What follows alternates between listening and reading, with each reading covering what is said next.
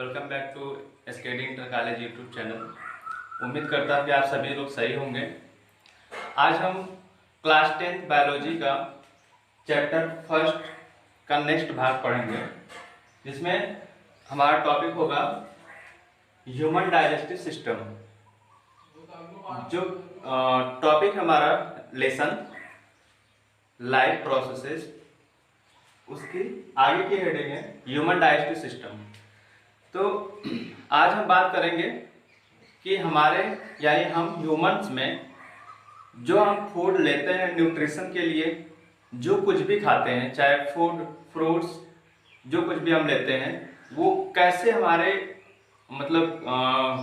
Digest होता है, किस तरह से हमें वो सारी प्रोटीन, वो सारे विटामिन, वो सब कुछ हमें न्यूट्रिशन जो होते हैं एक बॉडी के ग्रोथ के लिए, बॉडी की एक्टिविटी के लिए, हमें एनर्जी के लिए वो सारे न्यूट्रिशन कैसे काम करते हैं और कैसे हम उन्हें डाइजेस्ट हमारे अंदर कैसे वो डाइजेस्ट होता है, ये सारी चीज़ें हम जानेंगे इसमें।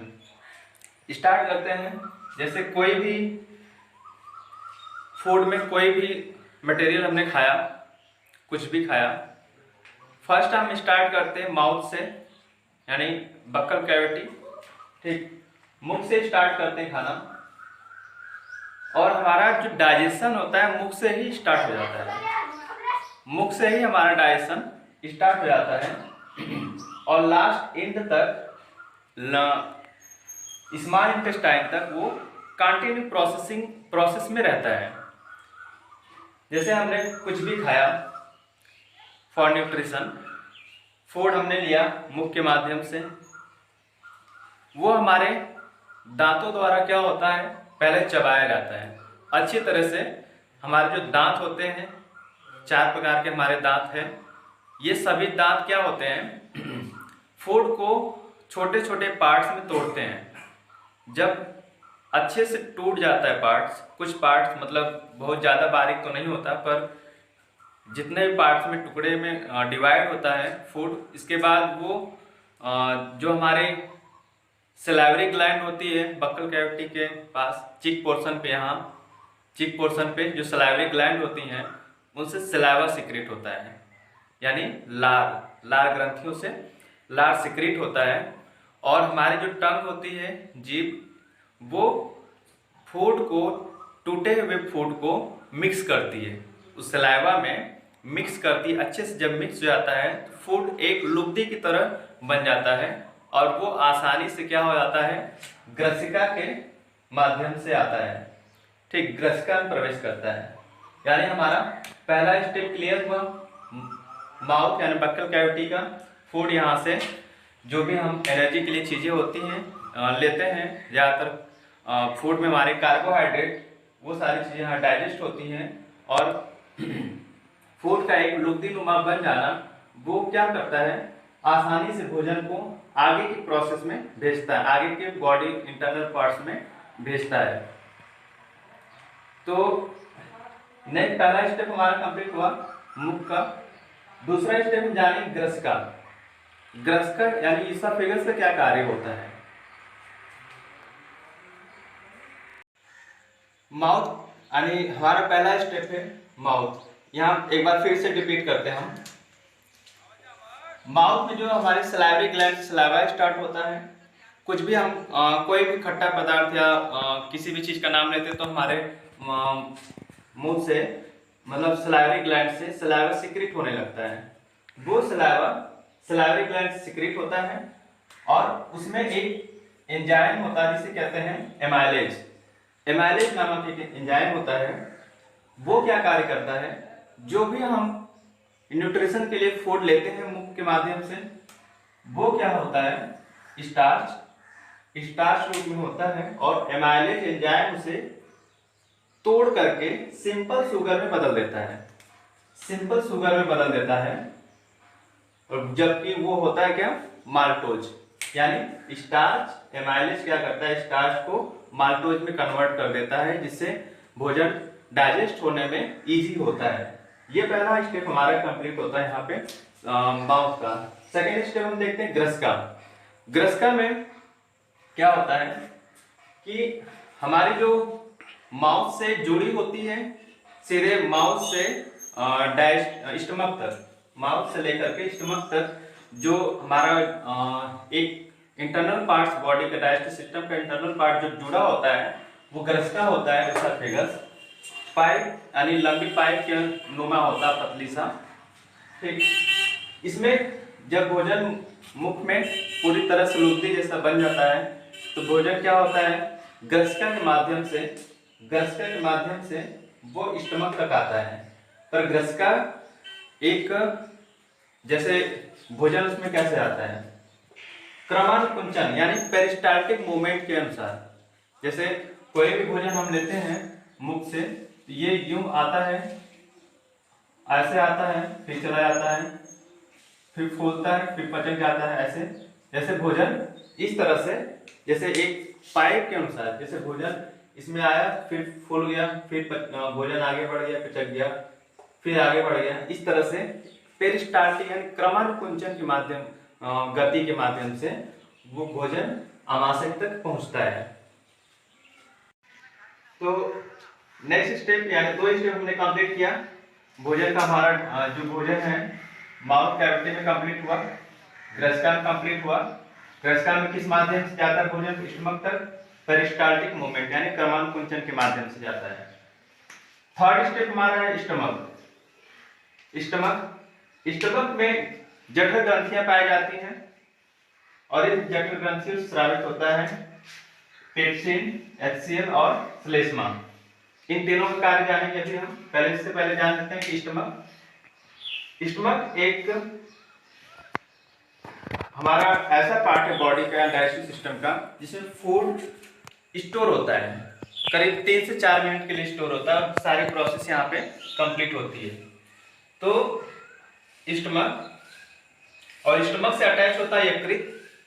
यकृत के जस्ट नीचे वाले साइड पे एक लीफ जैसा स्ट्रक्चर होता है, जिसे क्या कहते हैं, अग्नाशय। उसको भी हम जानते हैं। जठर ग्रंथि जो जिससे सिक्रेट होता है पेप्सिन, एचसीएल और श्लेष्मा। इन तीनों का कार्य जान लेते हैं।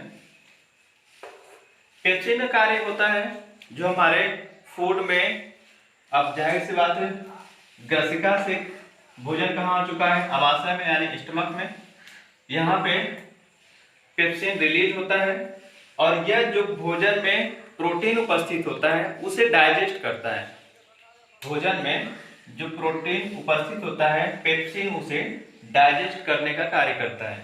ठीक, और फिर इसके बाद एचसीएल जो होता है, एचसीएल भोजन में उपस्थित, भोजन को पहले तो छोटे छोटे टुकड़े में तोड़ता है।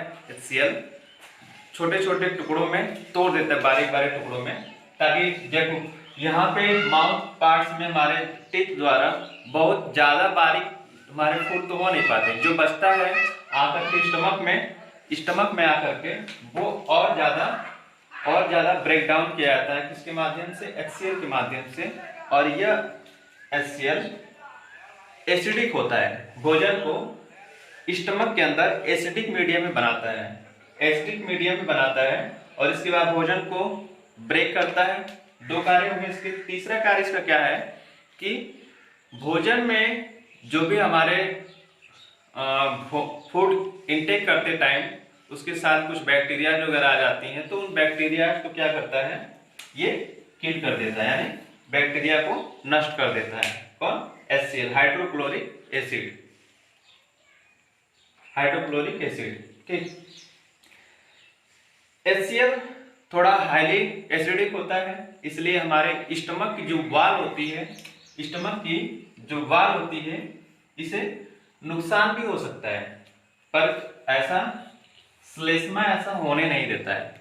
श्लेष्मा क्या करता है, स्टमक की वाल को प्रोटेक्ट करता है, स्टमक की वाल को प्रोटेक्ट करता है। किससे, HCl से, क्योंकि ये हाईली एसिडिक है। ठीक, हाईली एसिडिक है और स्टमक की वाल को मतलब खराब होने से, हार्मफुल होने से श्लेष्मा क्या करता है, प्रोटेक्ट करता है स्टमक की वाल को, जो स्टमक की चारों तरफ दीवार होती है उसे प्रोटेक्ट करता है। अब भोजन यहां से सीधा आप जाएगा कहां, स्मॉल इंटेस्टाइन में, क्योंकि हमारा पूरा डाइजेशन स्टार्ट तो होता है माउथ से, पर वो डाइजेस्ट होते होते होते होते स्टमक में आता है, ग्रसका से स्टमक से स्मॉल इंटेस्टाइन में आके पूरी तरह से डाइजेस्ट हो जाता है। ठीक, अब हम जानेंगे कि स्मॉल इंटेस्टाइन में भोजन किस तरह से डाइजेस्ट हो रहा है और एब्जॉर्ब कैसे हो रहा है। अब हम देखते हैं स्मॉल इंटेस्टाइन में क्या प्रोसेस होता है। अभी हमने ऊपर के 3 स्टेप पढ़े हैं, माउथ, उसफेगस, स्टमक। ठीक, ये तीनों स्टेप हमने जाना कि किस तरह से डाइजेस्टिव सिस्टम में हेल्प कर रहा है और कैसे डाइजेस्ट हो रहा है। नेक्स्ट हम जानते हैं कि स्मॉल इंटेस्टाइन में क्या प्रोसेस होता है। इन स्मॉल इंटेस्टाइन के अंतर्गत आ जाएगा, हमें पढ़ना है इसमें पित्त रस, यानी पित्ताशय से जो स्रावित होता है पित्त रस, अग्नाशय रस, और दूसरा है आंत्र रस। आंत्र रस, ठीक, लास्ट तीसरा। स्मॉल इंटेस्टाइन के अंतर्गत ये सारे कार्य इनके कंप्लीट होते हैं।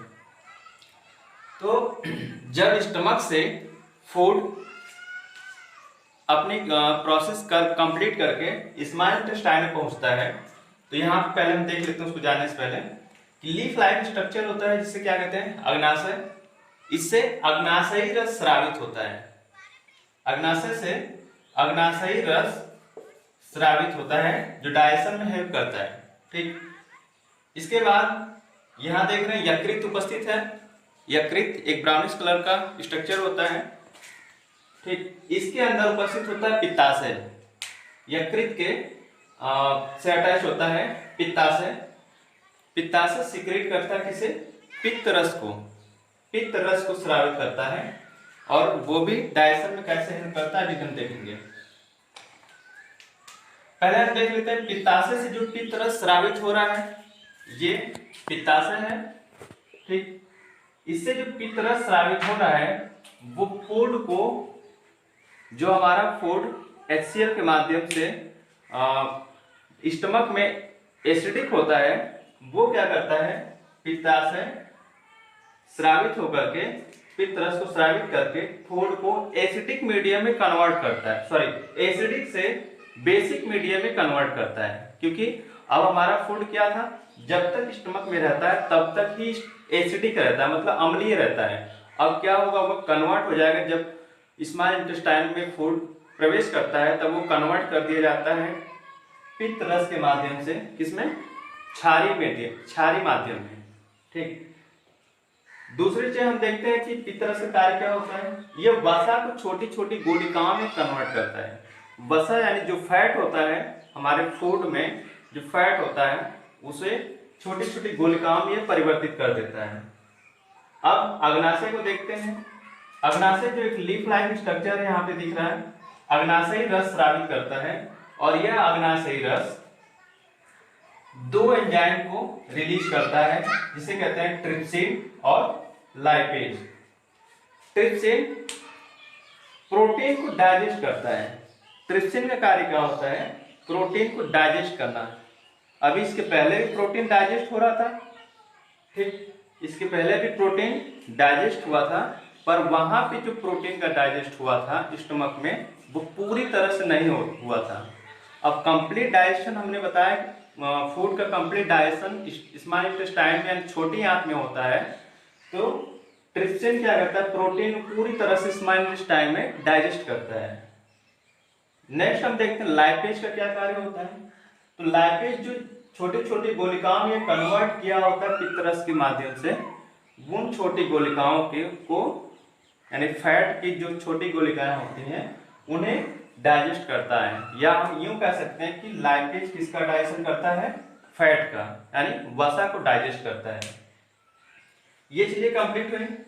अब हमें जानना है कि आंत्र रस का क्या करता है, क्या कार्य होता है। इंटेस्टाइनल जूस यानी किससे स्रावित होता है, ये इंटेस्टाइन से रिलीज होता है, और इनके क्या क्या कार्य होते हैं। अब हमने देखना है कि आंत्र रस का क्या कार्य होता है। ठीक, अभी हमने देखा था पित्त से क्या स्रावित होता है, पित्त रस। अग्नाशय से क्या स्रावित होता है, अग्नाशयी रस। अब स्मॉल इंटेस्टाइन यानी छोटी आंत से क्या स्रावित होगा, आंत्र रस। आंतरज जो स्रावित होता है यह फूड को, जो फूड में प्रोटीन होता है, प्रोटीन को कन्वर्ट करता है किसमें, एमाइनो एसिड में कन्वर्ट करता है, प्रोटीन को एमाइनो एसिड में कन्वर्ट करता है, और जटिल कार्बोहाइड्रेट को किसमें कन्वर्ट करता है, ग्लूकोज में। जो जटिल कार्बोहाइड्रेट होता है फूड में हमारे उपस्थित होता है उसे ग्लूकोज में कन्वर्ट करता है, और जो फैट होता है उसे कन्वर्ट करता है वसीय अम्ल यानी फैटी एसिड या ग्लिसरॉल में कन्वर्ट कर देता है। तो इस तरह से आंतरज से कार्य होता है कंप्लीट।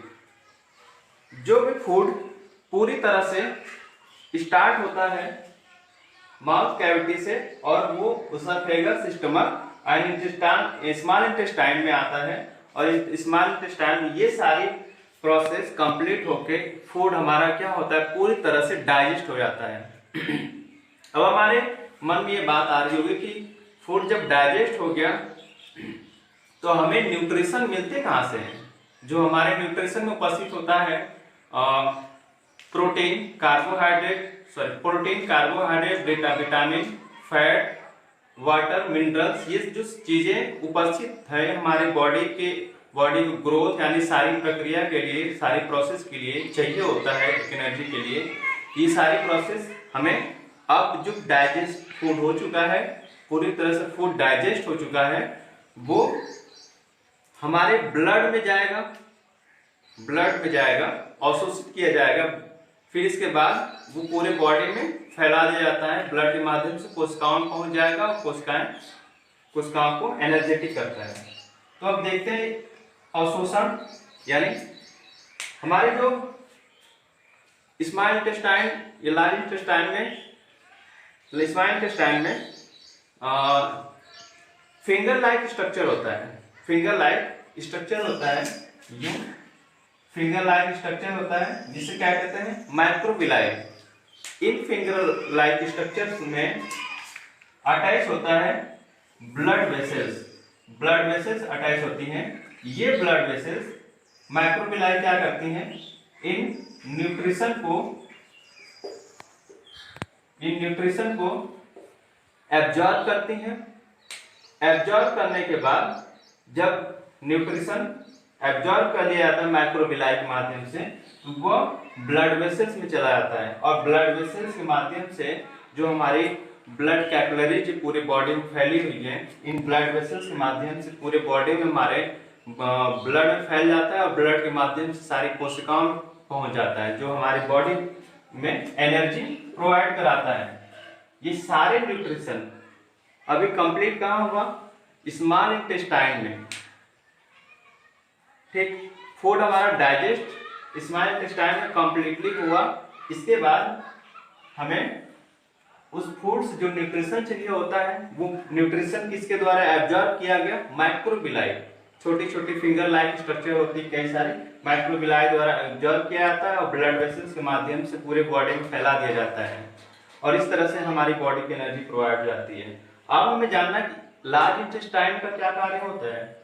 लार्ज इंटेस्टाइन में जो बचा हुआ अपचित भोजन होता है, यानी जो डाइजेस्ट होने से भोजन रह जाता है, जो अपचित भोजन होता है, वेस्ट मटेरियल, वो क्या होता है, लार्ज इंटेस्टाइन में कुछ वाटर रिलीज होता है। उस वाटर के माध्यम से क्या होता है, फूड जो अनडाइजेस्टेड फूड होता है वो ठोस अवस्था में परिवर्तित होता है, और ठोस अवस्था परिवर्तित होने के बाद ये वेस्ट मटेरियल क्या होता है, गुदा द्वारा बाहर कर दिया जाता है।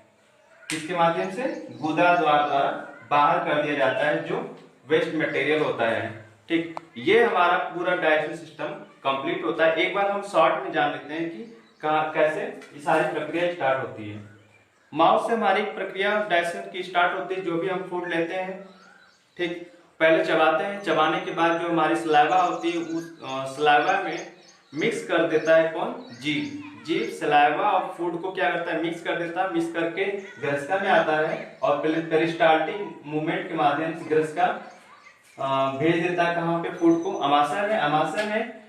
अमाशय में फूड कई प्रोसेस के माध्यम से कंप्लीट होता है वहाँ पे, HCl के माध्यम से टूटना, उसका पेप्सिन प्रोटीन का पाचन होना, ठीक, ये सारी प्रक्रिया कंप्लीट होके स्मॉल इंटेस्टाइन में आता है। स्मॉल इंटेस्टाइन में क्या होता है कि पित्तरस से पित्ताशय